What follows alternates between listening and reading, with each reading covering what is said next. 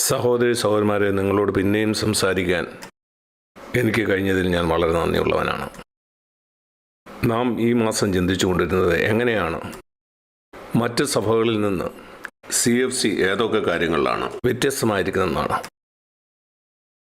എന്തിനാണ് മറ്റൊരു സഭ, എന്തിനാണ് ദൈവം മറ്റൊരു സഭ ആരംഭിക്കുന്നത്? 48 കൊല്ലം മുമ്പ് മറ്റ് അനേക സഭകൾ ബാംഗ്ലൂരിലുണ്ടായിരുന്നു. ഇത് മനസ്സിലാക്കേണ്ടത് പ്രധാനമാണ്. കാരണം ഈ സഭയുടെ ഭാഗമായിരിക്കുന്ന നിങ്ങളറിയണം എന്തുകൊണ്ടാണ് ദൈവം ഈ സഭ തുടങ്ങിയെന്ന്. കാരണം ഇത് നിങ്ങൾ മനസ്സിലാക്കിയില്ലെങ്കിൽ നിങ്ങളിവിടെ ചേർന്ന് ഒരു ക്ലബ്ബിൽ ചേരുന്ന പോലെ ആയിരിക്കും. നിങ്ങളൊരു ക്ലബ്ബിൽ ചേർന്ന് അവിടെ നിന്ന് നിങ്ങൾക്ക് ചില പ്രയോജനങ്ങൾ കിട്ടുന്നതുകൊണ്ടാണ്. അതുപോലെ അവിടെ ചില നല്ല ആളുകളുണ്ട്, അവിടെ പോകുന്ന നിങ്ങളുടെ കുഞ്ഞുങ്ങൾക്ക് നല്ലതാണ്. ഈ കാരണം കൊണ്ടല്ല ദൈവം CFC ആരംഭിച്ച്. ഇത് ഒരു ക്ലബ്ബല്ല. ക്രിസ്തീയ ലോകത്ത് അതിൻ്റെ നിലവാരം താഴുമ്പം ദൈവം എപ്പോഴും പുതിയൊരു കാര്യം ആരംഭിക്കും. എന്തിനു വേണ്ടിയാണ്? ദൈവസഭയെക്കുറിച്ചുള്ള ദൈവത്തിൻ്റെ ഹൃദയത്തിലുണ്ടായിരുന്ന ആ നിലവാരം നിലനിർത്താൻ. അതുകൊണ്ടാണ് 48 വർഷം മുമ്പ് CFC ആരംഭിച്ചത്. ക്രിസ്തീയ ലോകത്ത് പൊതുവെ നിലവാരം താഴ്ന്നുകൊണ്ടിരിക്കുകയാണ്, പ്രത്യേകിച്ച് പണസംബന്ധമായ കാര്യങ്ങളിൽ. എല്ലാ സഭയും എപ്പോഴും ഊന്നി പറയുന്നത് പണം പണം പണം പണം എന്നാണ്.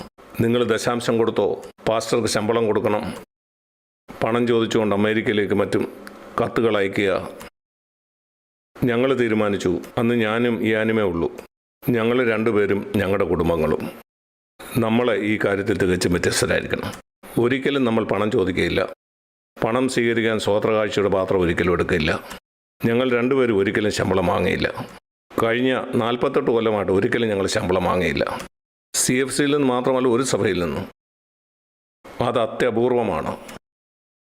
230 കൂടുതൽ മൂപ്പന്മാർ നമുക്കുണ്ട്. അവരാരും ശമ്പളം വാങ്ങുന്നില്ല. ഏതാണ്ട് 100ഓളം സഭകളിൽ. ഈ ലോകത്തിലുള്ള ഏത് സഭയിലാണ് ഇത്രയധികം മൂപ്പന്മാർ ഒരു പ്രതിഫലവും ഇല്ലാതെ പ്രവർത്തിക്കുന്നത്? എല്ലാ ശുശ്രൂഷകളും സന്തോഷത്തോടും മനഃപൂർവ്വമായിട്ടും ചെയ്യുന്നു. 1-2 ദിവസങ്ങളല്ല, വർഷങ്ങളായി. അതിനുവേണ്ടിയാണ് ദൈവം ഈ സഭയെ ഉയർത്തിക്കൊണ്ടുവന്നത്. യേശു വരുന്നതുവരെ നമ്മൾ ആ സാക്ഷ്യം നിലനിർത്തണം. അതുപോലെ തന്നെ സഭയിലുള്ളവർക്ക് മറ്റൊരു തരത്തിൽ ഇത് ബാധകമാണ്. നിങ്ങളാരും പൂർണ്ണസമയ ശുശ്രൂഷ ചെയ്യുന്നവരല്ല, അതുകൊണ്ട് പ്രതിഫലം വാങ്ങുന്ന പ്രശ്നം ഉദിക്കുന്നില്ല. നിങ്ങൾ ജോലി ചെയ്ത് സമ്പാദിച്ച് ജീവിക്കുന്നു. എന്നാൽ നമുക്കൊരു നിലവാരമുണ്ട്. നാം പാപത്തെ ജയിക്കണമെന്ന് വിശ്വസിക്കുന്നു. നമ്മുടെ പാപങ്ങൾ ക്ഷമിക്കപ്പെട്ടു എന്ന് മാത്രമല്ല, പാപത്തെ നമ്മൾ ജയിക്കണം. ഇതാണ് മറ്റൊരു വ്യത്യാസം. കാരണം മിക്ക സഭകളും പാപത്തെ ജയിക്കുന്നതിനെ പറ്റി പറയത്തില്ല. ഞാനിത് മറ്റൊരു തരത്തിൽ പറയാം. ദൈവത്തിൻ്റെ അനുഗ്രഹമാണ് അനേക വിശ്വാസികൾ അന്വേഷിക്കുന്നത്. അതിനുവേണ്ടി അവർ സഭയിൽ പോകുന്നു. അവിടെ ഊന്നി പറയുന്നത് ദൈവം നിങ്ങളെ അനുഗ്രഹിക്കുമെന്നാണ്. സാമ്പത്തികമായിട്ട് അവൻ നിന്നെ അനുഗ്രഹിക്കും, സൗഖ്യം തന്ന് നിന്നെ അനുഗ്രഹിക്കും. അനുഗ്രഹം അനുഗ്രഹം അനുഗ്രഹം അനുഗ്രഹം കേൾക്കാൻ നല്ലതാണ്. എന്നാൽ ആ സുവിശേഷം ഒരു പഴയ നിയമ സുവിശേഷമാണ്. അതാണ് പഴയ നിയമത്തിൽ ദൈവം അവരോട് വാഗ്ദാനം ചെയ്തത്. ഞാൻ നിങ്ങൾക്ക് വളരെ സമൃദ്ധി നൽകും. ആ കാലത്ത് അത് ഒട്ടകവും ആടും സ്വർണവും വെള്ളിയും ഒക്കെ ആയിരുന്നു. ഞാൻ നിങ്ങൾക്ക് അത് തരും. അങ്ങനെ അവർ ദൈവത്തെ സേവിച്ചു. അവർ ദൈവത്തെ അനുസരിക്കാതിരുന്നപ്പം അവരുടെ ശത്രുക്കൾ അവരെ തോൽപ്പിച്ചു. അവർ ദരിദ്രരായി, അവരുടെ കൃഷിയൊക്കെ നശിച്ച് അവർക്ക് വരുമാനം കിട്ടാതായി. അതുകൊണ്ടാണ് അവർ ദൈവത്തെ അനുസരിച്ചത്. ഇന്നും ഇതുപോലെ അനുഗ്രഹത്തിനായിട്ട് ദൈവത്തിൻ്റെ അടുക്ക വരുന്നവരുണ്ട്. അവരുടെ പ്രാർത്ഥന കർത്താവ് ഞങ്ങൾ അനുഗ്രഹിക്കണേ അനുഗ്രഹിക്കണേ എന്നാണ്. ചിലപ്പോൾ അവരുടെ പ്രാർത്ഥന എന്നെ അനുഗ്രഹിക്കണേ, എൻ്റെ കുടുംബത്തെ അനുഗ്രഹിക്കണേ. എന്നാൽ നമ്മൾ പഠിപ്പിക്കുന്നത് ദൈവത്തിൻ്റെ അനുഗ്രഹമല്ല അന്വേഷിക്കേണ്ടത്. അല്ല, ദൈവത്തിൻ്റെ അംഗീകാരമാണ് നാം അന്വേഷിക്കേണ്ടത്. കർത്താവെ, നീ ഞങ്ങളെക്കുറിച്ച് പറയേണ്ടത് ഞങ്ങളുടെ ജീവിതത്തെ നോക്കി അവിടുന്ന് സന്തോഷനാണെന്നാണ്. നിൻ്റെ അനുഗ്രഹമല്ല ഞങ്ങൾക്ക് പ്രധാനപ്പെട്ടത്. ഞങ്ങൾക്ക് പണമല്ല വേണ്ടിയത്, ഞങ്ങൾക്ക് സമൃദ്ധിയല്ല. ഞങ്ങൾക്ക് താമസിക്കാനൊരു വീടില്ലെങ്കിലും ഞങ്ങൾ സന്തുഷ്ടരാണ്. ഒരു വാടകയ്ക്ക് താമസിക്കേണ്ടി വന്നാലും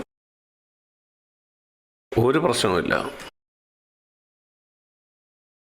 ഞാൻ ഇന്ന് CFC വരുന്ന നിങ്ങളോട് എല്ലാവരോടും ഒരു ചോദ്യം ചോദിക്കാൻ ആഗ്രഹിക്കുന്നു. നിങ്ങളുടെ വ്യക്തിപരമായ ജീവിതത്തിൽ നിങ്ങൾ അന്വേഷിക്കുന്നത് ദൈവത്തിൻ്റെ അംഗീകാരമാണോ അതോ അവൻ്റെ അനുഗ്രഹമാണോ? നിങ്ങൾക്കറിയാമോ, ഗവൺമെൻറ് ഓഫീസുകളിൽ പ്രവർത്തിക്കുന്ന അനേകർ, അതുപോലെ സർക്കാർ ബാങ്കുകളിൽ എത്രയും കുറച്ച് ജോലി ചെയ്യാൻ അവർ ആഗ്രഹിക്കുന്നു. രാവിലെ ഇന്ന സമയത്ത് വരണം, ചായ കുടിക്കാനുള്ള സമയമുണ്ട്, ഇന്ന സമയമാകുമ്പം തിരിച്ചു പോകാം. അങ്ങനെ അവർക്ക് അവരുടെ ശമ്പളം കിട്ടുന്നു. അവർ ജോലി ചെയ്യുന്ന സ്ഥാപനത്തിൻ്റെ എത്ര ഉയർച്ച ഉണ്ടാകുന്നു എന്നുള്ളത് അവരുടെ വിഷയമല്ല. രാവിലെ ഇന്ന സമയത്ത് വരണം, വൈകിട്ട് ഇന്ന സമയത്ത് പോകാം. നിങ്ങൾ ദൈവത്തിൻ്റെ അടുക്കൽ ഇങ്ങനെയാണ് വരുന്നത്, നിങ്ങളൊരു പുതിയ നിയമ ഭക്തനല്ല. നീ പഴയ നിയമത്തിലാണ് ജീവിക്കുന്നത്. നിൻ്റെ ജീവിതവും വളരെ ദുരിതപൂർണ്ണമായിരിക്കും. നീ സ്വർഗത്തിൽ പോകുമോ നരകത്തിൽ പോകുമോ എനിക്കറിയില്ല, അത് പറയേണ്ടത് ഞാനല്ല. ഒരു കാര്യം ഞാൻ പറയാം, ദൈവത്തെ പ്രസാദിപ്പിക്കുകയാണ് നിങ്ങളുടെ ലക്ഷ്യമെങ്കിൽ നീ നിത്യതയിൽ യേശുവിനോടൊപ്പമായിരിക്കും. ഒരു മനുഷ്യൻ്റെ ഉദാഹരണം ഞാൻ കാണിക്കാം. പഴയ നിയമത്തിലെ പലരെ പറ്റിയുള്ള പല ഉദാഹരണങ്ങളും നമുക്ക് കാണാൻ കഴിയും. ഉൽപ്പത്തി പുസ്തകം 5-ാം അധ്യായത്തിൽ ഉൽപ്പത്തി 5-ൽ ഹാനോക്ക് എന്ന് പറയുന്ന ഒരു മനുഷ്യനെ പറ്റി നാം വായിക്കുന്നുണ്ട്. ക്ഷമിക്കണം, 4-ാം അധ്യായത്തിലാണ്, അല്ല 5-ൽ തന്നെയാണ്. 21-ാം വാക്യം. ഹാനോക്കിന് 65 വയസ്സായപ്പോൾ അവൻ മെതുശലേഹിനെ ജനിപ്പിച്ചു. ആ സമയത്ത് എന്തോ കാര്യം സംഭവിച്ചു. അവൻ ആ കാലങ്ങളിൽ ഒരു ദൈവഭക്തനായിരുന്നില്ല. എന്നാൽ അവൻ ഈ പുത്രൻ ജനിച്ചപ്പോൾ, മെതുശലേഹ് എന്ന് പറയുന്ന പേരിൻ്റെ അർത്ഥം നിങ്ങൾക്കറിയാമോ? ഉൽപ്പത്തി 5-ന്റെ 21-ാം വാക്യം. മെതുശലേഹ് എന്ന് പറയുന്ന വാക്കിൻ്റെ അർത്ഥം ഇവൻ മരിക്കുമ്പം പ്രളയം വരും. നിങ്ങൾ അവനെപ്പറ്റി വായിച്ചു നോക്കൂ. അവൻ്റെ വയസ്സ് കൂട്ടി നോക്കിയാൽ 6-ാം അധ്യായം നിങ്ങൾ വായിച്ചു നോക്കിയാൽ മെതുശലേഹ് മരിച്ച ആ വർഷമായിരുന്നു പ്രളയമുണ്ടായത്. അപ്പം നോഹ പെട്ടകത്തിലായിരുന്നു. അന്ന് അവൻ മരിച്ചു. എന്നാൽ മെതുശലേഹ് ജനിച്ചപ്പം അവൻ എത്ര നാൾ ജീവിക്കുമെന്ന് അവർക്കറിയില്ല. അവൻ 969 കൊല്ലം ജീവിച്ചു. എന്നാൽ അവൻ ജനിച്ചപ്പം 969 വർഷം ജീവിക്കുമെന്ന് അവർക്കറിയുമായിരുന്നില്ല. എന്നാൽ ദൈവം ഹാനോക്കിനോട് പറഞ്ഞു, അവനെ മെതുശലേഹ് എന്ന് വിളിക്കണം. അവൻ മരിക്കുമ്പം ദൈവം പ്രളയം കൊണ്ട് ലോകത്തെ ന്യായം വിധിക്കും. നിങ്ങൾ ചിന്തിച്ചു നോക്കൂ, ഓരോ പ്രാവശ്യവും ഈ കുഞ്ഞ് രോഗിയാകുമ്പോൾ, ഓ ഇപ്പം പ്രളയം വരും, അവന് ചുമയോ പനിയോ ഉണ്ടായാൽ, എവിടെയെങ്കിലും വീണ് പരിക്ക് പറ്റിയാൽ, രോഗിയായാൽ, ചിന്തിച്ചു നോക്കും, നിങ്ങൾക്കൊരു കുട്ടിയുണ്ട്. ദൈവം നിങ്ങളോട് പറയുകയാണ്, ഈ കുട്ടി മരിക്കുമ്പം ലോകം നശിക്കാൻ പോവുകയാണ്. ഓരോ പ്രാവശ്യം കുട്ടി രോഗിയാകുമ്പോൾ അവന് ഭയമാണ്. അതിൻ്റെ ഫലം എന്താ? അതിൻ്റെ ഫലം ഇതായിരുന്നു. നമ്മൾ ഉൽപ്പത്തി 5 വായിക്കുന്നുണ്ട്. ആ ദിവസം മുതൽ 24-ാം വാക്യം. ഹാനോക്ക് ദൈവത്തോട് ഒപ്പം നടന്നു 300 സംവത്സരം. ഇത് മെതുശലേഹ് ജനിച്ചതിന് ശേഷമാണ്. ഈ മകന് ദൈവം ഈ പേര് കൊടുത്തതിന് ശേഷം അതവനെ നിരന്തരം ഓർമ്മപ്പെടുത്തി, ഈ ലോകത്തെ ദൈവം ന്യായം വിധിക്കാൻ പോവുകയാണ്. അതുകൊണ്ട് എനിക്ക് ദൈവത്തിന് വേണ്ടി ജീവിക്കണം. എബ്രായ ലേഖനത്തിൽ നാം വായിക്കുന്നുണ്ട്. നമുക്ക് എബ്രായ ലേഖനം 11-ലേക്ക് പോകാം. എബ്രായ ലേഖനം 11-ാം അധ്യായത്തിലേക്ക് പോയാൽ എബ്രായർ 11 5-ാം വാക്യം. വിശ്വാസത്താൽ ഹാനോക്ക് മരണം കാണാതെ സ്വർഗത്തിലേക്ക് എടുക്കപ്പെട്ടു എന്ന് പറഞ്ഞാൽ അവൻ മരിച്ചില്ല. അവനാണ് ആദാമിന്റെ സമയം മുതൽ മരണം കാണാതെ എടുക്കപ്പെട്ട ആദ്യത്തെ ആൾ. 300 സംവത്സരം അവൻ ദൈവത്തോടൊപ്പം നടന്നു. ദൈവം പറഞ്ഞു, എന്നോടൊപ്പം വീട്ടിലേക്ക് വരിക. ദൈവം അവനെ എടുത്തു. എന്നാൽ അവൻ മരിക്കുന്നതിന് മുമ്പ് എബ്രായർ 11:5 അവനൊരു സാക്ഷ്യമുണ്ടായിരുന്നു.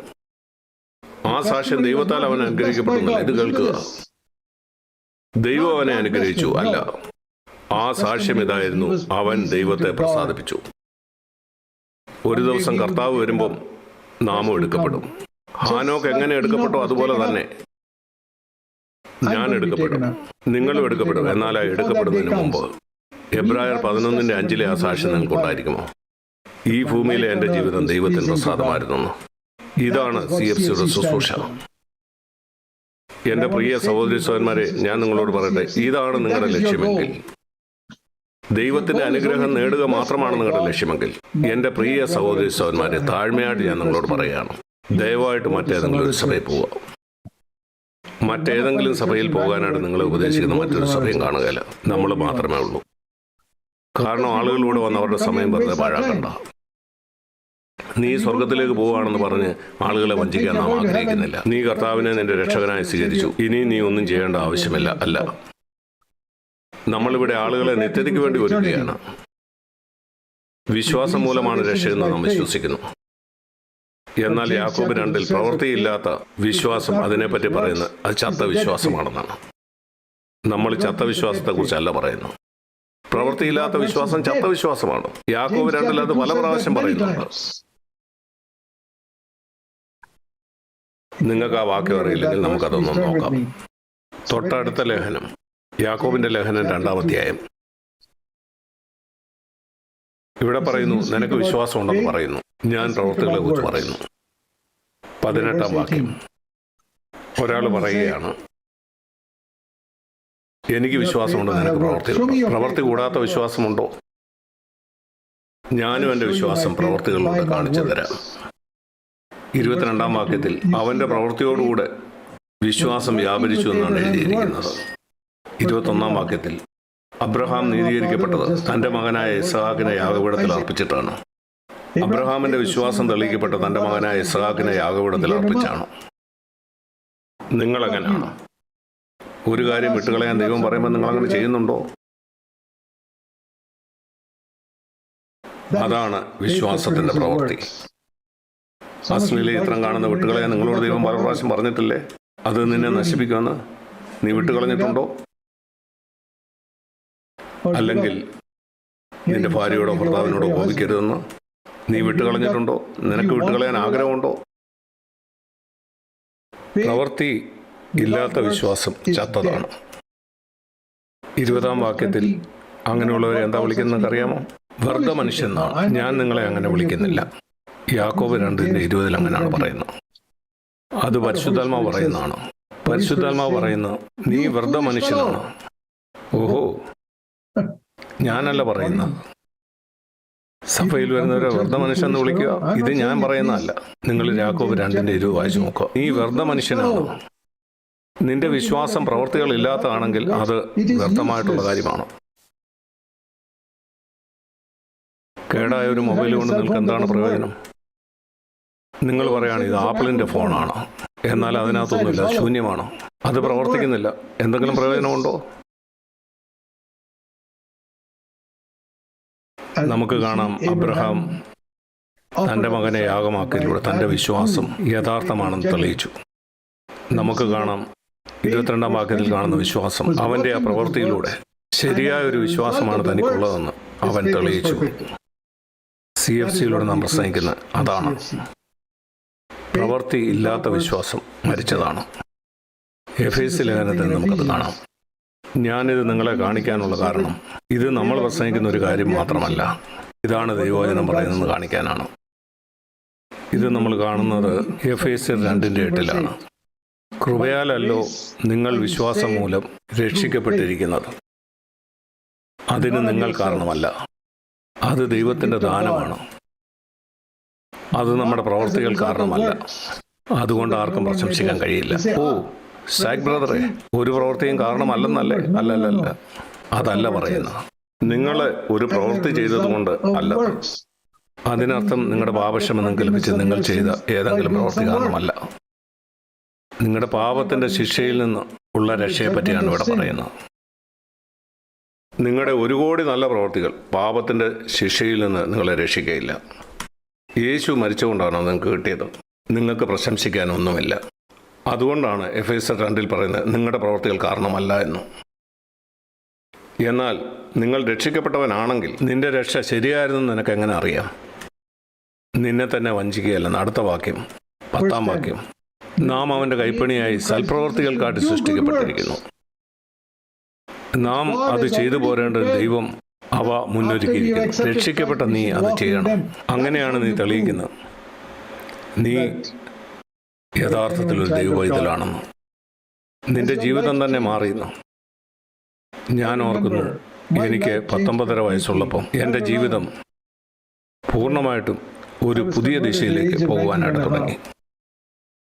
ഞാനൊരു ഉദാഹരണം പറയാം. ഞാൻ സിനിമയ്ക്ക് പോകുമായിരുന്നു.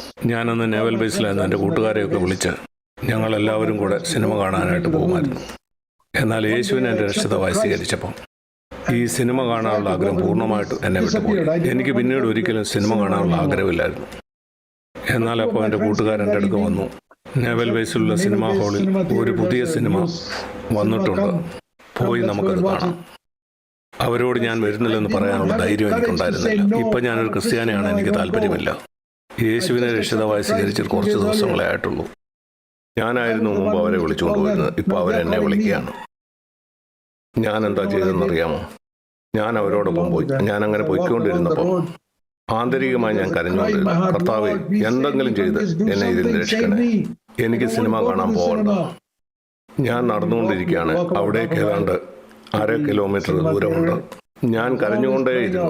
നടന്നുകൊണ്ടിരുന്ന 10-15 മിനിറ്റ്, കർത്താവെ രക്ഷിക്കണേ, രക്ഷിക്കണേ. ഞങ്ങൾ ആ സിനിമാ തിയേറ്ററിൽ എത്തിയപ്പോൾ അവിടെ ഒരു വലിയ ബോർഡ് വെച്ചിരുന്നു, ഇന്നത്തെ സിനിമയുടെ റീൽ കിട്ടിയില്ല, അതുകൊണ്ട് ഇന്ന് സിനിമ ഉണ്ടായിരിക്കുന്നതല്ല, ബുദ്ധിമുട്ടുണ്ടായതിൽ ക്ഷമിക്കുക. ആഹാ, ബുദ്ധിമുട്ടോ? എനിക്ക് വലിയ സന്തോഷമായി. ആന്തരികമായിട്ട് ഞാൻ പറഞ്ഞു, ഹല്ലേലൂയ, ഒരു ദൈവവൈതലിനു വേണ്ടി കർത്താവിന് എന്തൊക്കെ ചെയ്യാൻ കഴിയും. സിനിമ കാണണ്ട എന്ന് പറഞ്ഞ് കരയുന്ന ഒരു വൈതലിനു വേണ്ടി നേവൽ ബേസിലുള്ള ഒരാൾക്ക് പോലും അത് കാണാൻ കഴിഞ്ഞില്ല. അതാണ് എൻ്റെ ദൈവം, അതാണ് അവൻ എനിക്ക് വേണ്ടി ചെയ്തത്. നിനക്ക് വേണ്ടി അത്ഭുതകരമായ കാര്യം അവന് ചെയ്യാൻ കഴിയും. ഞാൻ പറയട്ടെ, നിങ്ങൾ ശരിക്കും അവങ്കിലേക്ക് തിരിയുന്നെങ്കിൽ. എന്നാൽ ദൈവം മറ്റൊരു കാര്യം കൂടെ എന്നോട് പറഞ്ഞു, അടുത്ത പ്രാവശ്യം നിനക്ക് വേണ്ടി ഞാൻ സിനിമ ക്യാൻസൽ ചെയ്യുകയില്ല. നീ തന്നെ പറയണം ഞാൻ വരുന്നില്ലെന്ന്, എങ്കിലേ നീ ശക്തനാവും. ദൈവം എപ്പോഴും അത്ഭുതം ചെയ്യില്ല, നാം ശക്തരാകണമെന്ന് അവൻ ആഗ്രഹിക്കുന്നു. ഈ അനുഭവം എനിക്ക് വളരെ ശക്തി തന്നു. ഞാൻ പറഞ്ഞു, കർത്താവേ, അടുത്ത പ്രാവശ്യം വളരെ ധൈര്യത്തോടെ, ഇപ്പം ഞാനൊരു ക്രിസ്ത്യാനിയാണ്, ഞാൻ ഇനിയും സിനിമയ്ക്ക് വരുന്നില്ലെന്ന് ഞാൻ പറയും. ഞാൻ നിങ്ങളോട് പറയാൻ ആഗ്രഹിക്കുന്ന ഹാനോക്ക് ദൈവത്തെ പ്രസാദിപ്പിച്ചു. അതുകൊണ്ടാണ് അവൻ എടുക്കപ്പെട്ടത്. അതാണ് എബ്രായ ലേഖനത്തിൽ നാം വായിക്കുന്നത്. നമുക്ക് എബ്രായർ 11 മടങ്ങി പോവാം. വിശ്വാസത്താൽ ഹാനോക്ക് മരണം കൂടാതെ എടുക്കപ്പെട്ടു. 5-ാം വാക്യത്തിൽ അവൻ എടുക്കപ്പെടുന്നതിന് മുമ്പേ ദൈവത്തെ പ്രസാദിപ്പിച്ചു എന്ന് അവന് സാക്ഷ്യം ലഭിച്ചു. എന്നിട്ടാണ് 6-ാം വാക്യത്തിൽ പറയുന്നത്, വിശ്വാസം കൂടാതെ ദൈവത്തെ പ്രസാദിപ്പിക്കാൻ കഴിയില്ലെന്നോ. കാരണം 6-ാം വാക്യം, ദൈവത്തിന്റെ അടുക്കൽ വരുന്നവൻ ദൈവം പ്രതിഫലം കൊടുക്കും. എല്ലാവരുടെയും കാര്യമല്ല പറയുന്നത്. അല്ല, തന്നെ ഹൃദയപൂർവ്വം അന്വേഷിക്കുന്നവർക്ക്. കിങ് ജെയിംസ് വേർഷനിൽ അത് വ്യക്തമായിട്ട് നമുക്ക് കാണാൻ കഴിയും. തന്നെ ഹൃദയപൂർവ്വം അന്വേഷിക്കുന്നവർക്ക് അവൻ പ്രതിഫലം നൽകുന്നു. എന്താണത്? അതവന്റെ അനുഗ്രഹമല്ല, അതവന്റെ അംഗീകാരമാണ്. ഞാൻ പറഞ്ഞതുപോലെ 2 തരം ക്രിസ്ത്യാനികളുണ്ട്. ദൈവത്തിന്റെ അനുഗ്രഹം അന്വേഷിക്കുന്ന ഒരു കൂട്ടർ, ദൈവത്തിന്റെ അംഗീകാരം അന്വേഷിക്കുന്ന മറ്റൊരു കൂട്ടർ. ഈ ഏത് കൂട്ടത്തിലാണ് നിങ്ങൾ? എങ്ങനെ അനുഗ്രഹം പ്രാപിക്കാൻ നിങ്ങൾക്ക് ചുറ്റുമുള്ള എല്ലാ സഭകളും പറയും. എങ്ങനെ ദൈവത്തിന്റെ അംഗീകാരം ലഭിക്കുമെന്ന് എത്ര പേര് പറയും? പഴയ നിയമത്തിൽ മുഴുവൻ നാം കാണുന്നത് ദൈവത്തിന്റെ അനുഗ്രഹം ആഗ്രഹിച്ച ഇസ്രായേൽ മക്കളുടെ ജീവിതത്തെ പറ്റിയാണ്. എന്നാൽ യേശു വന്നപ്പോൾ അവൻ ദൈവത്തിന്റെ അനുഗ്രഹമല്ല ആഗ്രഹിച്ചത്. അല്ല, ഈ ഭൂമിയിൽ നടന്ന ആരെക്കാളും അധികം അവൻ അനുഗ്രഹിക്കപ്പെട്ടവനായിരുന്നു. ആ അനുഗ്രഹം പണമോ വസ്തുവകളോ ആയിരുന്നില്ല. അവന് പണമോ വസ്തുവകളോ ഇല്ലായിരുന്നു. എന്നാൽ അവൻ മറ്റൊരു തരത്തിൽ അനുഗ്രഹിക്കപ്പെട്ടിരുന്നു. പരിശുദ്ധാത്മാവിന്റെ ശക്തിയാൽ അവൻ അനുഗ്രഹിക്കപ്പെട്ടവനായിരുന്നു. അതുകൊണ്ട് അവൻ തൻ്റെ പിതാവിനെ പ്രസാദിപ്പിച്ചു. അവന് 30 വയസ്സുള്ളപ്പോൾ ആ 30 വർഷത്തെ ജീവിതത്തെ പറ്റി കൂടുതലായി ഒന്നും നമുക്കറിയില്ല.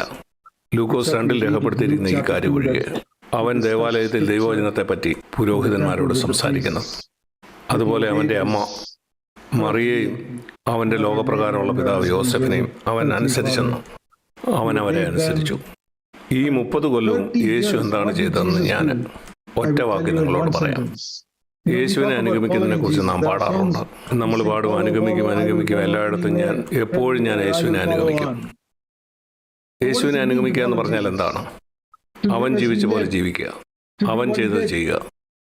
എങ്ങനെ യേശു 30 കൊല്ലം ജീവിച്ചെന്ന് ഞാൻ പറയാം. ആളുകൾ പറയും, അതേപ്പറ്റി നമുക്കൊന്നും അറിയില്ല, അവനെങ്ങനെ ജീവിച്ചെന്ന് രേഖപ്പെടുത്തിയിട്ടില്ല. അവൻ്റെ 3.5 വർഷത്തെ ശുശ്രൂഷയെപ്പറ്റി ധാരാളം കാര്യങ്ങൾ നമുക്കറിയാം. എന്നാൽ യേശുവിൻ്റെ ആ 30 വർഷം അവൻ അവൻ്റെ വീട്ടിലായിരുന്നു. വീട്ടിൽ അവൻ എന്താണ് ചെയ്തത്? എന്താണ് എഴുതിയിരിക്കുന്നത്? ഞാൻ കാണിക്കാം. നമുക്ക് മത്തായിയുടെ സുവിശേഷം 3-ാം അധ്യായം നോക്കാം. മത്തായിയുടെ സുവിശേഷം 3-ാം അധ്യായം. അവിടെ ഇങ്ങനെയാണ് രേഖപ്പെടുത്തിയിരിക്കുന്നത്: യോഹന്നാനാൽ സ്നാനപ്പെടേണ്ടതിന് യേശു ചെന്നു. യേശുവിൽ ഒരു പാപം ഉണ്ടായിരുന്നില്ല. എന്നാൽ ആ കാലത്ത് ദൈവകൽപ്പന അനുസരിക്കാൻ തയ്യാറായിട്ടുള്ള ആളുകളുമായിട്ട് അവൻ തന്നെ താതാത്മ്യപ്പെടുത്തി. എല്ലാ യഹൂദന്മാരും യോഹന്നാൻ സ്നാപകന്റെ അടുക്ക് ചെന്നിരുന്നില്ല. എന്നാൽ പൂർണ്ണ ഹൃദയമുണ്ടായിരുന്ന ചിലർ സ്നാനപ്പെടാനായിട്ട് അവൻ്റെ അടുക്ക് ചെന്നു. അങ്ങനെ സ്നാനപ്പെടാൻ നിൽക്കുന്നവരുടെ നിരയിൽ യേശു നിന്നു. അവരോടൊപ്പം യേശു സ്നാനപ്പെടാൻ തീരുമാനിച്ചു. അവനിൽ ഒരു പാപമില്ലായിരുന്നു. തൻ്റെ പിതാവിനെ പ്രസാദിപ്പിക്കാനാണ് അവൻ സ്നാനപ്പെടാൻ തീരുമാനിച്ചത്. അവൻ അങ്ങനെ അവിടെ സ്നാനപ്പെട്ടപ്പോൾ മത്തായി 3:16 അവൻ വെള്ളത്തിൽ നിന്ന് കയറി വന്നപ്പോൾ സ്വർഗം തുറന്നു. ഒരു പ്രാവ് എന്ന പോലെ പരിശുദ്ധാത്മാവ് അവൻ്റെ മേൽ വന്നു. സ്വർഗത്തിൽ നിന്ന് അപ്പോൾ ഇപ്രകാരം ഒരു ശബ്ദമുണ്ടായി: ഇപ്പം നിങ്ങൾക്ക് മനസ്സിലാകും 30 കൊല്ലം നസ്രയത്തിൽ യേശു എന്ത് ചെയ്യുകയായിരുന്നു. ഇങ്ങനെയാണ് പിതാവ് പറഞ്ഞു: ഇവൻ എൻ്റെ പ്രിയപുത്രൻ. അത് മത്തായി 3:17 കാണുന്നത്. ഇവനിൽ ഞാൻ പ്രസാദിച്ചിരിക്കുന്നു. സ്വർഗത്തിൽ നിന്ന് പിതാവ് പറയുകയാണ്, ഇവൻ ഭൂമിയിൽ ജീവിച്ച 30 കൊല്ലം ഇവൻ എന്നെ പ്രസാദിപ്പിച്ചുകൊണ്ടായിരുന്നു. അവിടുന്ന് എനിക്ക് മനസ്സിലായി യേശു 30 കൊല്ലം എന്താ ചെയ്തെന്ന്. കാരണം പിതാവിന് അവനെ കുറിച്ചുള്ള സാക്ഷ്യം ഇതായിരുന്നു. ആ 30 വർഷം എപ്പോഴും അവൻ പിതാവിനെ പ്രസാദിപ്പിച്ചു. ഹാനോക്ക് എന്താണ് ചെയ്തത്?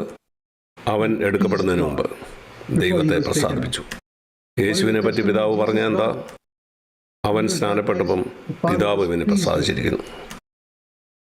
കർത്താവ് മടങ്ങി വരുമ്പോൾ നിങ്ങളെക്കുറിച്ച് പിതാവിൻ്റെ സാക്ഷ്യം എന്തായിരിക്കും?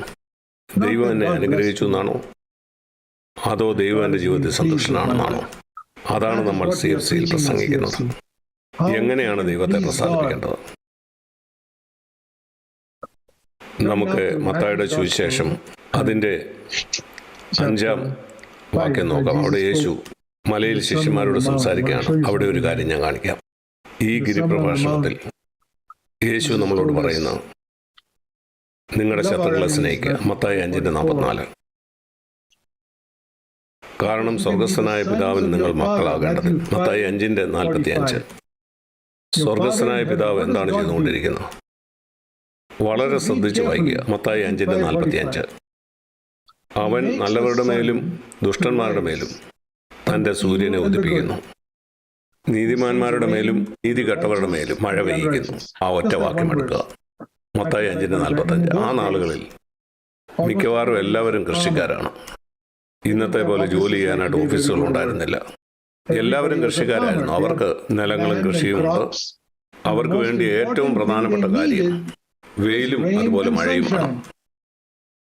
മഴ മാത്രമല്ല വെയിലും വേണം. വെയിൽ മാത്രമല്ല മഴയും വേണം. അതുകൊണ്ടാണ് യേശു 2 കാര്യത്തെ പറ്റി പറഞ്ഞത്. ദൈവത്തിൽ നിന്ന് എങ്ങനെ ഈ മഴയും വെയിലും അവർക്ക് കിട്ടുന്നത്? അതിന് ദൈവത്തെ പ്രസാദിപ്പിക്കേണ്ട. മത്തായി 5:45 വായിച്ചു നോക്കുക. ആ ദുഷ്ടനായ കർഷകന്റെ നിലത്തിലും അവൻ സൂര്യനെ ഉദിപ്പിക്കും, അതുപോലെ ആ നല്ല കർഷകന്റെ നിലത്തിലും. അതുകൊണ്ട് നിങ്ങൾ ഒരു കർഷകനാണെങ്കിൽ നിങ്ങളുടെ നിലത്ത് സൂര്യൻ ഉദിക്കാൻ നിങ്ങൾ എന്ത് ചെയ്യണം? നീ നല്ലവനോ ദുഷ്ടനോ ആയിരുന്നാൽ മതി, എല്ലാവരും അതിന് അർഹരാണ്. ഇവിടെ ഇരിക്കുന്ന എല്ലാവരും ഒന്നെങ്കിൽ ദുഷ്ടനോ നല്ലവനോ ആണ്. ദൈവത്തിന് അനുഗ്രഹം ലഭിക്കാൻ നിങ്ങൾ യോഗ്യരാണ്. മഴയുടെ കാര്യമോ? നീതിമാന്മാരുടെ മേലും നീതി കെട്ടവരുടെ മേലും ദൈവം മഴ പെയ്യിക്കുന്നു. നീ കൃഷി ചെയ്യുന്ന ആ സ്ഥലത്ത് നിനക്ക് മഴ വേണോ? നീ എന്തായിരിക്കണം? നീതിമാനോ നീതി കെട്ടവനോ? ആർക്കെങ്കിലും അയോഗ്യത ഉണ്ടോ? ഇവിടെ നിങ്ങൾക്കൊരു കാര്യം കാണാൻ കഴിയും. നിങ്ങൾ നല്ലവനോ ദുഷ്ടനോ ആയാലും ദൈവത്തിന് അനുഗ്രഹം നിങ്ങൾക്ക് ലഭിക്കും. നീ നീതിമാനോ നീതി കെട്ടവനോ ആണെങ്കിലും. അതുകൊണ്ട് ദൈവം എന്നെ അനുഗ്രഹിച്ചു എന്ന് പറഞ്ഞ് നീ പ്രശംസിക്കരുത്. അവൻ എനിക്കൊരു പുതിയ ജോലി തന്നു, ഈ നല്ല വീട് എനിക്ക് തന്നു, എൻ്റെ കുഞ്ഞുങ്ങളെ അനുഗ്രഹിച്ചു, എൻ്റെ കുഞ്ഞുങ്ങളൊക്കെ വളരെ നന്നായിട്ട് പഠിക്കുന്നുണ്ട്. അതെന്താ തെളിയിക്കുന്നത്? നീ നല്ലവനോ ദുഷ്ടനോ ആണെന്നോ? അത് തെളിയിക്കുന്നത് നീ നീതിമാനോ നീതി കെട്ടവനോ ആണെന്നാണ്. അത് നിന്റെ ജീവിതത്തെ പറ്റി ഒന്നും തെളിയിക്കുന്നില്ല. അത് തെളിയിക്കുന്ന ഇത്രയേ ഉള്ളൂ: ദൈവം നല്ലവനാണ്. നല്ലവർക്കും തീയവർക്കും ഒരുപോലെ അവൻ നല്ലവനാണ്. ഇങ്ങനെയാണ് അനേക സുവിശേഷകർ നിങ്ങളെ വഞ്ചിച്ചുകൊണ്ടിരിക്കുന്നത്. അവർ പറയും, ഓ ദൈവം നിന്നെ അനുഗ്രഹിച്ചിരിക്കുന്നു, ആഹാ, അത് ദൈവം നിന്നിൽ പ്രസാദിച്ചിരിക്കുന്നതുകൊണ്ടാണ്. മത്തായി 5:45 വായിക്കാനായിട്ട് അവരോട് പറയുക. നോക്കൂ, ഈ ലോകത്തിൽ എത്ര പേരാണ് ഇതുപോലെ അനുഗ്രഹിക്കപ്പെട്ടിരിക്കുന്നവർ. ഈ അക്രൈസ്തവരും പറയുന്ന കാര്യമാണ് ദൈവം ഞങ്ങളെ അനുഗ്രഹിച്ചിരിക്കുന്നു. ഇത് മുസ്ലിങ്ങൾ പറയുന്നത് ഞാൻ കേട്ടിട്ടുണ്ട്. അള്ളാഹു അവർ ദൈവത്തെ വിളിക്കുന്നത് അങ്ങനെയാണ്. മറ്റുള്ളവരെക്കാൾ അധികം അള്ളാഹു ഞങ്ങളെ അനുഗ്രഹിച്ചിരിക്കുന്നു. എങ്ങനെയാണ് സൗദി അറേബ്യ ലോകത്തിലെ ഏറ്റവും വലിയ ധനിക രാജ്യമായത്? അവിടെയുള്ള നേതാക്കന്മാര് എങ്ങനെയാണ് ഇത്ര വലിയ കോടീശ്വരന്മാരായിരിക്കുന്നത്? അവിടെ എണ്ണ ലഭിക്കുന്നതുകൊണ്ടാണ്. അവർ പറയും, അള്ളാഹു ഞാൻ കോയില് തന്നു. ഈ എണ്ണ വാങ്ങാനായിട്ട് ലോകത്തിലുള്ള എല്ലാ രാജ്യങ്ങളും ഞങ്ങളുടെ അടുത്ത് വരുന്നു. ദൈവം ഞങ്ങളെ അനുഗ്രഹിച്ചിരിക്കുന്നു. ചിലർ അനുഗ്രഹത്തെ ഇങ്ങനെയാണ് കാണുന്നത്. പഴയ നിയമത്തിൽ ശരിയാണ്, ഇതായിരുന്നു ദൈവത്തിന്റെ അനുഗ്രഹത്തിന്റെ ലക്ഷണം. സമൃദ്ധി നൽകി ദൈവം തന്നെ ജനത്തെ അനുഗ്രഹിക്കുമായിരുന്നു. ദൈവത്തിന്റെ അനുഗ്രഹം വാങ്ങാനല്ല ഞാനൊരു ക്രിസ്ത്യാനിയായത്. യേശുക്രിസ്തുവിന്റെ ആ ക്രൂശിലെ മരണത്തിലൂടെ എന്റെ പാപം ക്ഷമിക്കപ്പെടാൻ വേണ്ടിയാണ്. ഞാൻ പറഞ്ഞ എത്രയധികം നീ എന്നെ അനുഗ്രഹിച്ചിരിക്കുന്നു. ആവശ്യത്തിലും അധികം. എന്നെ പോലെയുള്ള ഒരു നീചപാപിയോട് നീ പൂർണ്ണമായിട്ടും ക്ഷമിച്ചു. എന്റെ പാപത്തെ ഇനി ഒരിക്കലും ഓർക്കയില്ലെന്ന് നീ പറഞ്ഞു. ഓ നന്ദി കർത്താവേ, നന്ദി. ഇതിൽ കൂടുതൽ ഒരു അനുഗ്രഹം എനിക്ക് വേണ്ട. ഇന്നു മുതൽ ഞാൻ അങ്ങയെ പ്രസാദിപ്പിക്കും. ഈ തീരുമാനം ഞാൻ എടുത്തത് 64 വർഷങ്ങൾക്ക് മുമ്പാണ്, ജൂലൈ 1959.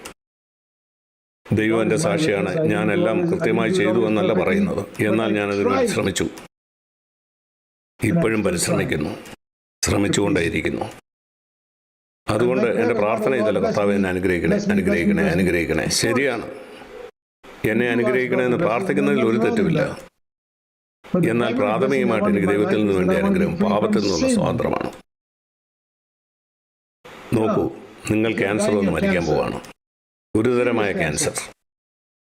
എന്തായിരിക്കും നിങ്ങൾ പ്രാർത്ഥിക്കുന്നത്? ഒരു പുതിയ കാറ് തരണമെന്നാണോ? ഒരു നല്ല വീട് തരണേ? കൂടുതൽ പണം തരണമെന്നാണോ? അല്ല, ക്യാൻസർ എന്നുള്ള സൗഖ്യത്തിന് വേണ്ടിയായിരിക്കും നിങ്ങൾ പ്രാർത്ഥിക്കുന്നത്. ഇതുപോലാണ് എൻ്റെ ജീവിതത്തിൽ പാപമുള്ളത്. പണം തരണമെന്ന് പ്രാർത്ഥിച്ചിട്ട് എന്താ കാര്യം? നല്ല ജോലി തരണേ, അങ്ങനെയൊക്കെ. കർത്താവെ, പാപത്തിൽ നിന്ന് എന്നെ രക്ഷിക്കണം, അതെന്നെ നശിപ്പിക്കുന്നു. ഒരു ക്യാൻസറിനും എന്നെ നശിപ്പിക്കാൻ കഴിയുകയില്ല. അതാണ് നമ്മൾ CFC പ്രസംഗിക്കുന്നത്. നല്ല ദാനങ്ങളെ ദൈവം നീതിമാന്മാർക്കും നീതികെട്ടവർക്കും നല്ലവർക്കും ദുഷ്ടന്മാർക്കും കൊടുക്കുന്നു. എന്നാൽ യേശുവിനെ പോലെയുള്ള മറ്റൊരു കൂട്ടരുണ്ട്. അവർ പിതാവിൽ നിന്ന് അനുഗ്രഹമല്ല അന്വേഷിക്കുന്നത്. അവൻ 30 കൊല്ലം പിതാവിനെ പ്രസാദിപ്പിക്കാനാണ് ശ്രമിച്ചത്. അതുകൊണ്ട് ദൈവം പറഞ്ഞു, ഇവൻ എൻ്റെ പ്രിയപുത്രൻ, ഇവനെ ഞാൻ പ്രസാദിച്ചിരിക്കുന്നു. നമുക്ക് 1 യോഹന്നാൻ 3-ാം അധ്യായം നോക്കാം. യോഹന്നാൻ അപ്പോസ്തലൻ എഴുതിയ 1-ാമത്തെ ലേഖനം 3-ാമത്തെ അധ്യായം.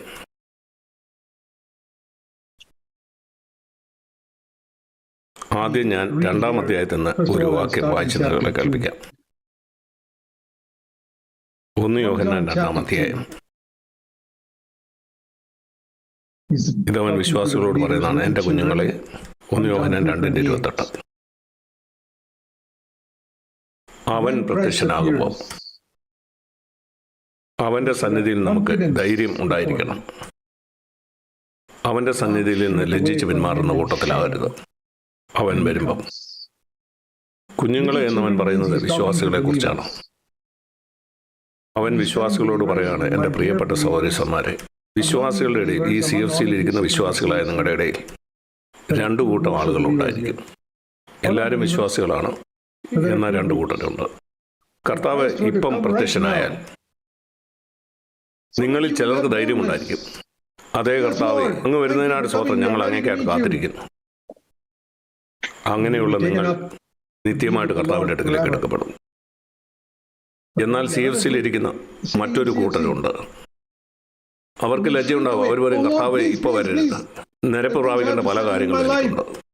ഇന്ന് രാവിലെ ഞാൻ എൻ്റെ ഭാര്യയോട് കോപിച്ചു, ഞാൻ ക്ഷമ ചോദിച്ചില്ല. എൻ്റെ ഭർത്താവിനോട് ഞാൻ കോപിച്ചു, ഞാൻ ക്ഷമ ചോദിച്ചില്ല. കർത്താവെ ഇപ്പോൾ വരരുത്, ഞാൻ ഒരുങ്ങിയിട്ടില്ല, ഞാൻ തെറ്റായിട്ട് പല കാര്യങ്ങളും ചെയ്തിട്ടുണ്ട്. കർത്താവ്, ഞാൻ മേടിച്ച ആ കടം ഇതുവരെയും തിരിച്ചു കൊടുത്തില്ല.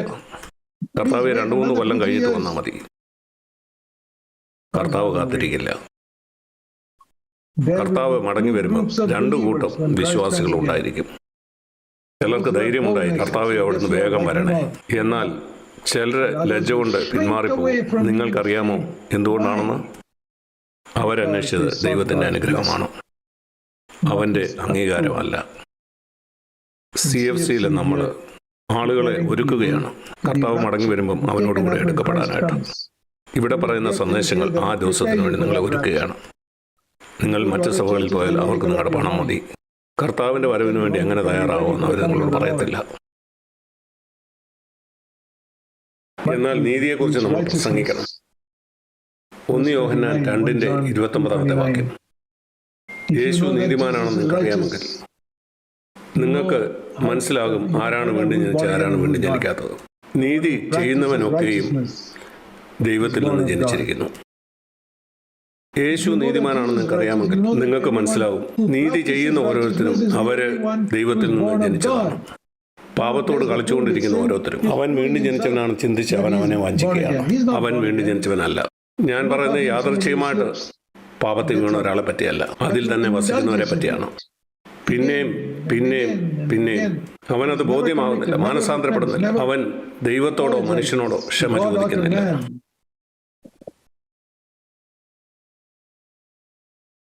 ഇതിന്റെ 3-ാം അധ്യായത്തിന്റെ 2-ാം വാക്യത്തിൽ നാം കാണുന്നത്, നാം ഇപ്പോൾ ദൈവമക്കളാവും, കർത്താവിനെ നിങ്ങളുടെ രക്ഷകനായിട്ട് സ്വീകരിച്ചു. എന്നാൽ ഇതുവരെ നമുക്ക് മനസ്സിലായിട്ടില്ല നാം എന്താകുമെന്നുള്ളത്. എന്നാൽ നമുക്കറിയാം അവൻ പ്രത്യക്ഷനാകുമ്പോൾ നാം അവനോട് സദൃശരാകും എന്ന് നമുക്കറിയാം. അതാണ് നമ്മുടെ ലക്ഷ്യം. കാരണം അവൻ ഇരിക്കുന്ന പോലെ നാം അവനെ കാണും. അതിന്റെ 3-ാം വാക്യത്തിൽ പറയുന്നത്, ഈ പ്രത്യാശ ഉള്ളവനൊക്കെ, എന്താണ് ആ പ്രത്യാശ? നാം അവനെ കാണുമ്പോൾ അവനെ പോലെ ആകുമെന്നുള്ളത്. 2-ാം വാക്യത്തിൽ അങ്ങനെയുള്ളവൻ നിരന്തരമായിട്ട് തന്നെ വിശുദ്ധീകരിച്ചുകൊണ്ടേയിരിക്കും, കർത്താവിൻ്റെ ആ വിശുദ്ധിയുടെ ആ നിലവാരത്തിൽ എത്തുന്നത് വരെ. അതാണ് നമ്മൾ CFC പ്രസംഗിക്കുന്നത്. നിരന്തരം നാം നമ്മെ തന്നെ നിർമ്മലീകരിക്കുക. നിങ്ങളത് നിർത്തേണ്ടത് നിങ്ങൾ 100% യേശുവിനെ പോലെ ആകുമ്പോഴാണ്. അതവൻ വരുമ്പോഴാണ് സംഭവിക്കുന്നത്. അതുകൊണ്ട് ആളുകൾ ചോദിക്കാറുണ്ട്, ക്രിസ്ത്യാനിയുടെ പ്രത്യാശ എന്താ? പേരിന് മാത്രം ക്രിസ്ത്യാനികളായിട്ടുള്ള ആളുകളോട് ഈ ചോദ്യം നിങ്ങൾ ചോദിച്ചേ, സഹോദര എന്താണ് നിന്റെ പ്രത്യാശ? അവർ പറയും, യേശുക്രിസ്തു മടങ്ങി വരും, അന്ന് ഞാൻ അവനോടൊപ്പം ആയിരിക്കും. ആ പ്രത്യാശയെക്കുറിച്ചാണ് ഇവിടെ പറയുന്നത്. എൻ്റെ പ്രത്യാശ എന്താണെന്ന് എന്നോട് ചോദിച്ചാൽ, എൻ്റെ പ്രത്യാശ കർത്താവ് മടങ്ങി വരും, ഞാൻ അവനെ കാണും. അല്ല. എൻ്റെ പ്രത്യാശ 2-ാം വാക്യം, ഞാൻ അവനോട് സദൃശനാകും. അവൻ വരുമ്പോൾ അവനെ കാണുമെന്നല്ല, ഞാൻ അവനോട് സദൃശനാകും. അവനെ കാണുമ്പോൾ, അതാണ് എൻ്റെ പ്രത്യാശ. ഞാൻ പാപത്തിൽ തോക്കുന്നവനാണെങ്കിൽ അവനെ കണ്ടിട്ട് എന്താ കാര്യം? അവനെ പോലെ ആകാൻ ആഗ്രഹമില്ലെങ്കിൽ നിത്യത മുഴുവനും ഞാൻ യേശുവിനോട് സദൃശനായിരിക്കും. അതാണ് എൻ്റെ പ്രത്യാശ. അവിടെ എൻ്റെ ജീവിതം സുഖകരമായിരിക്കുമെന്നോ പാപത്തിൽ നിന്ന് എനിക്ക് സ്വാതന്ത്ര്യം കിട്ടുമെന്നോ ഇങ്ങനെയുള്ള കാര്യങ്ങളല്ല. ഇതിനുവേണ്ടിയാണ് CFCയിലുള്ള ആളുകളെ നമ്മൾ ഒരുക്കിക്കൊണ്ടിരിക്കുന്നത്. അതുകൊണ്ട് എൻ്റെ സഹോദരന്മാരെ സ്വർഗത്തിൽ പോവുക എന്നുള്ളത് മാത്രമാണ് നിങ്ങൾക്ക് താല്പര്യമെങ്കിൽ ഈ സഭയിലല്ല നിങ്ങൾ ഇരിക്കേണ്ടത്. അല്ല, മറ്റേതെങ്കിലും ഒരു സഭ കണ്ടുപിടിക്കുക. എങ്ങനെ സ്വർഗത്തിൽ പോകാമെന്ന് പ്രസംഗിക്കുന്ന ഒത്തിരി സഭകളുണ്ട്.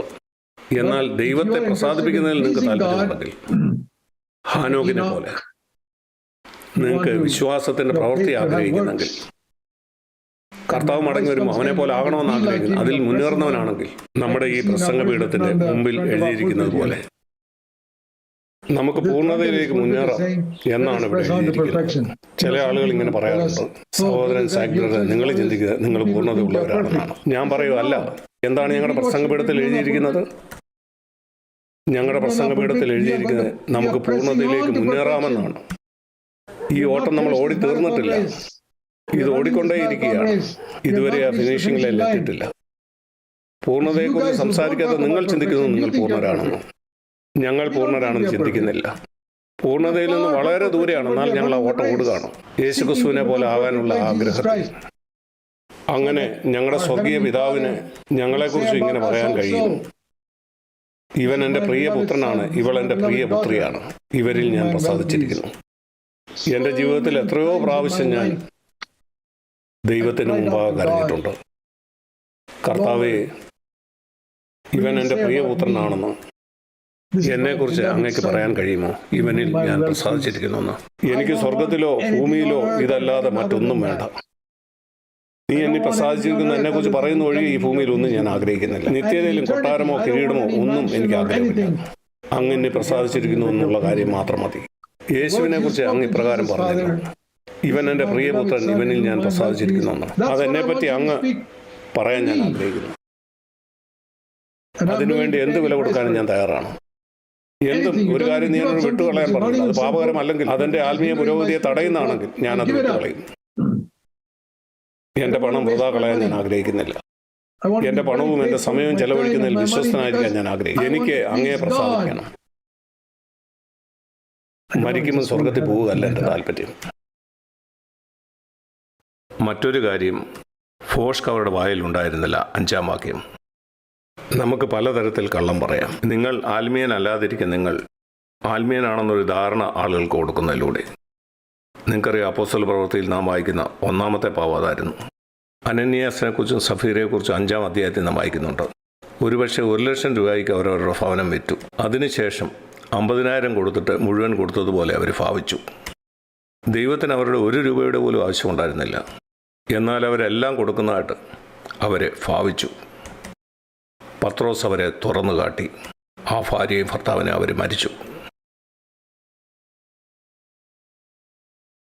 എന്നാൽ ഇവരുടെ ജീവിതത്തിൽ ഒരു ഫോഷ്കും ഉണ്ടായിരുന്നില്ല, ഒരഭിനയവുമില്ലായിരുന്നു.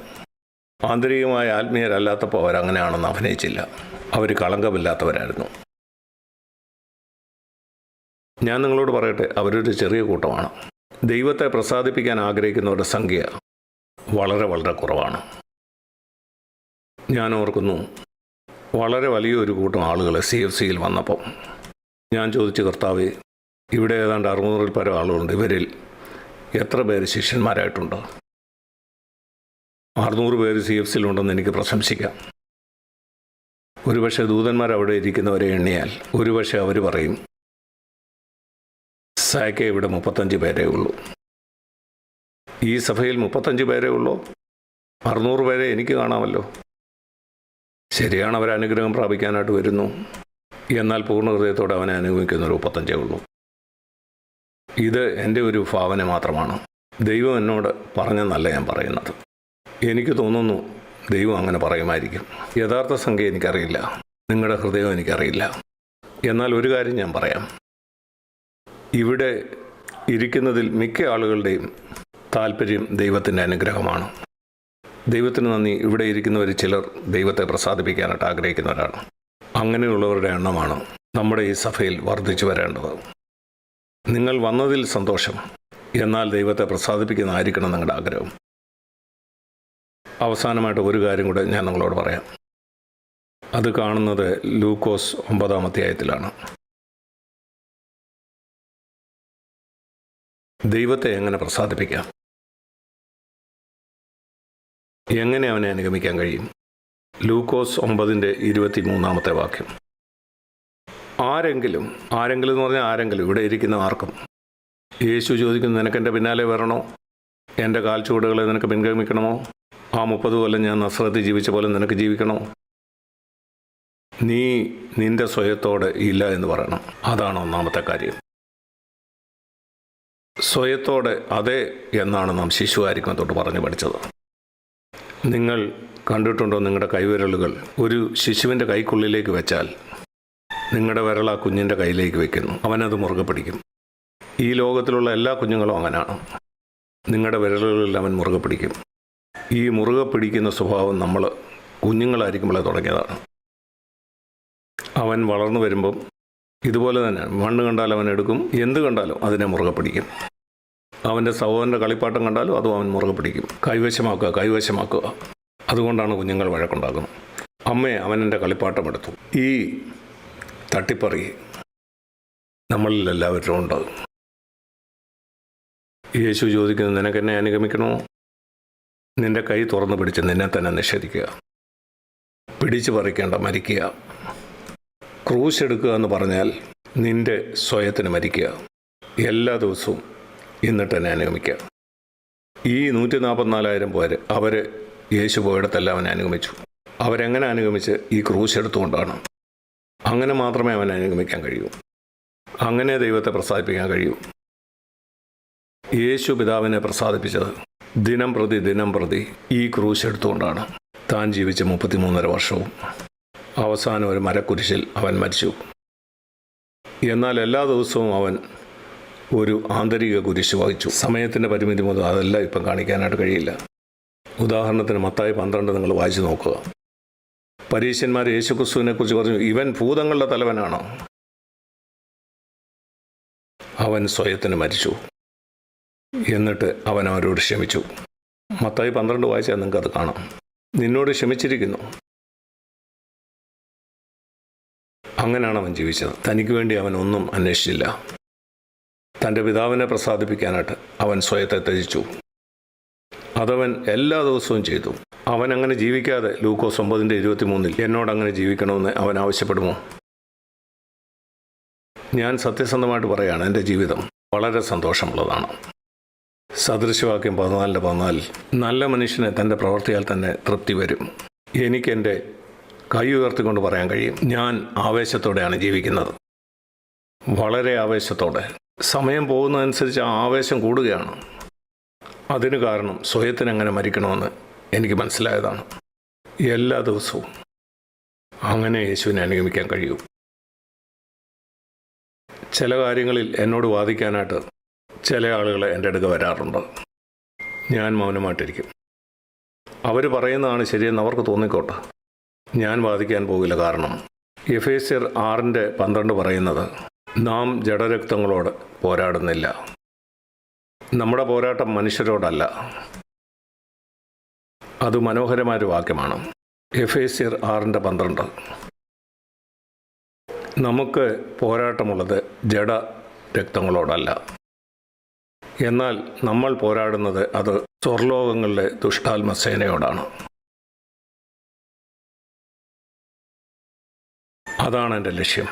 ഒരു മനുഷ്യനോട് ഒരിക്കലും ഞാൻ പോരാടുകയില്ല. വസ്തുവകൾക്ക് വേണ്ടി പോരാടില്ല.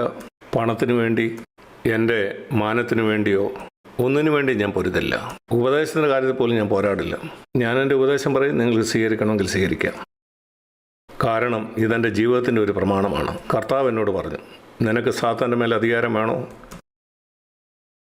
ജഡരക്തങ്ങളോട് പോരാടരുത്. ആരെങ്കിലും നിന്നോട് പോരാടാൻ വന്നാൽ മരിക്കുക. മരിച്ച മനുഷ്യൻ പോരാടുമോ? ഇല്ല. സ്വയത്തിന് മരിക്കുക എന്ന് പറഞ്ഞാൽ അതാണ് അർത്ഥമാക്കുന്നത്. നിന്റെ ഭർത്താവ് വഴക്കുണ്ടാക്കിക്കൊണ്ട് നിന്റെ അടുക്ക് വരുമ്പോൾ മരിക്കുക. നീ ഒരു മരിച്ചവളാണെങ്കിൽ നിനക്ക് എങ്ങനെ പ്രതികരിക്കാൻ കഴിയും? നിന്റെ ഭാര്യ കോപത്തോടെ നിന്റെ അടുക്ക് വരുമ്പം മരിക്കുക. നീ പറയും, അതനുവദിച്ചാൽ അവൾ ഈ വീടിൻ്റെ തലയാകില്ലേ? ഭവനത്തിൻ്റെ അധികാരം അവൾ കൊടുക്കണ്ട. നീ തലയായിരിക്കുക, എന്നാൽ നീ കോപിക്കേണ്ട ആവശ്യമില്ല. അവളോട് ക്ഷമിക്കുക. നീ തന്നെ ഭവനത്തിൻ്റെ തലയായിരിക്കുക. എല്ലാ ദിവസവും നീ ഈ ക്രൂശ് എടുക്കണം. കർത്താവ് പറയുന്നത്, നിനക്ക് പിശാചിന്മേൽ ജയം വേണോ? ജഡരക്തങ്ങളോട് ഒരിക്കലും പോരാടുകയില്ലെന്ന് തീരുമാനിക്കുക. ആളുകൾ നിന്നോട് പൊരുതാൻ വന്നാൽ ഒരു മരിച്ച മനുഷ്യനെ പോലെ പ്രതികരിക്കുക. ഞാൻ അതിനുവേണ്ടി ശ്രമിക്കുന്ന ആളാണ്. അതിൻ്റെ ഫലം ഞാൻ പറയട്ടെ. അനേക വർഷങ്ങളായിട്ട് ഭൂതബാധിതരായ പലരും ഞങ്ങളുടെ അടുക്കലേക്ക് വരാറുണ്ട്. ഞാൻ അവരോട് യേശുവിൻ്റെ നാമത്തിൽ ഇവനെ വിട്ടുപോകുക എന്ന് പറയുമ്പോൾ ഞാൻ എൻ്റെ സാക്ഷ്യം പറയാം. അങ്ങനെ പറഞ്ഞിട്ടുള്ള എല്ലാ സമയത്തും ആ ഭൂതം അവരെ വിട്ടുപോയിട്ടുണ്ട്. രണ്ടാമതൊരിക്കൽ കൂടി പറയേണ്ടി വന്നിട്ടില്ല. ചില ആളുകൾ ചെയ്യുന്ന പോലെ ഒച്ചപ്പാടൊന്നും എനിക്ക് എടുക്കേണ്ടി വരില്ല. ഒരിക്കലെ ഭൂതബാധിതനായ ഒരു ആൾക്ക് വേണ്ടി പ്രാർത്ഥിക്കാനായിട്ട് അവരെന്നെ അവരുടെ വീട്ടിലേക്ക് വിളിച്ചു. ഞാൻ അവിടെ ചെന്നപ്പം ബന്ധുക്കോസുകാരനായ ഒരാളവിടെ ഉണ്ട്. അദ്ദേഹം വളരെ ഉച്ചത്തിൽ എന്തൊക്കെ പറയുകയാണ്. എന്നെ വിളിച്ച ആ സഹോദരനോട് ഞാൻ ചോദിച്ചു, ഇവരിൽ ആരാണ് ഭൂതബാധിതൻ? ഈ ആളാണോ ആ ആളാണോ? അദ്ദേഹത്തോട് മിണ്ടാതിരിക്കാൻ പറയാം, അദ്ദേഹത്തെ പുറത്തേക്ക് കൊണ്ടുപോകാം. അതിനുശേഷം നമുക്ക് ഈ ഭൂതത്തെ പുറത്താകാം. അദ്ദേഹത്തോട് പുറത്തു പോകാൻ പറഞ്ഞു.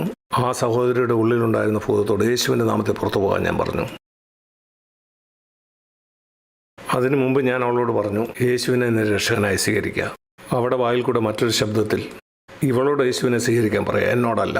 അത് ഭൂതമാണ് പറഞ്ഞത്. ഞാൻ പറഞ്ഞു, പിശാചെ, യേശുവിൻ്റെ നാമത്തിൽ പുറത്തു പോവുക. പോയി. എന്നാൽ ജഡരക്തങ്ങളോട് ഞാൻ പൊരുതുന്നവനാണെങ്കിൽ, എൻ്റെ ഭാര്യയോട് വീട്ടിൽ ഞാൻ പൊരുതുന്നവനാണെങ്കിൽ, അല്ലെങ്കിൽ എന്നോട് അന്യായം ചെയ്ത ഒരാളോട് ഞാൻ പോരാടുന്നെങ്കിൽ, ആ പിശാച് എന്നെ നോക്കി ചിരിച്ചേനെ. ആഹാ, നിനക്ക് എൻ്റെ മേൽ ഒരു അധികാരമില്ല. എൻ്റെ സഹോദര സഹോദരി, നിനക്ക് പിശാചിന്മേൽ അധികാരം ഉണ്ടായിരിക്കണമെന്ന് ദൈവം ആഗ്രഹിക്കുന്നു. ദൈവവചനം പറയുന്നത് പിശാചിനെ നിന്റെ കാൽക്കീഴിൽ അവൻ ചതയ്ക്കുമെന്നാണ്. റോമർ 16:20. നിങ്ങൾക്കത് വേണ്ടേ? നീ പിശാചിനെ ഭയക്കുന്നതിന് പകരം പിശാചല്ലേ നിന്നെ ഭയക്കേണ്ടത്. CFCയിൽ നമ്മൾ ആഗ്രഹിക്കുന്ന അങ്ങനെയുള്ള വിശ്വാസികളെ വളർത്തിക്കൊണ്ടുവരാനാണ്. നിങ്ങൾ നിശ്ചയിക്കണം, ഞാൻ എൻ്റെ സ്വയത്തിന് മരിക്കും. മനുഷ്യൻ്റെ മാനത്തിന് പിന്നാലെ നിങ്ങൾ ഓടില്ലെന്ന്. ദൈവത്തിൻ്റെ മാനം അന്വേഷിക്കുക, നിങ്ങളെ തന്നെ നിഷേധിക്കുക. ഈ സഭയിൽ ചില ഉത്തരവാദിത്തങ്ങൾ നിങ്ങൾ ഏറ്റെടുക്കുക. ഇവിടെ വന്നിരുന്ന് സന്ദേശങ്ങൾ കേട്ടു പോവുകയല്ല. മൂപ്പന്മാരുടെ അടുക്കൽ ചെന്ന് ചോദിക്കുക, എനിക്ക് ചെയ്യാൻ കഴിയുന്ന എന്തെങ്കിലും ജോലിയുണ്ടോ? എന്തെനിക്ക് ചെയ്യാൻ കഴിയും? നിങ്ങൾ പണം വാങ്ങാറില്ലല്ലോ, ഏതെങ്കിലും തരത്തിൽ എന്തെങ്കിലും കാര്യം എനിക്ക് ചെയ്യാൻ കഴിയുന്നുണ്ടോ? പ്രിയ സഹോദരി സഹോദരന്മാരെ, നിങ്ങളെ എല്ലാവരെയും ദൈവം അനുഗ്രഹിക്കട്ടെ.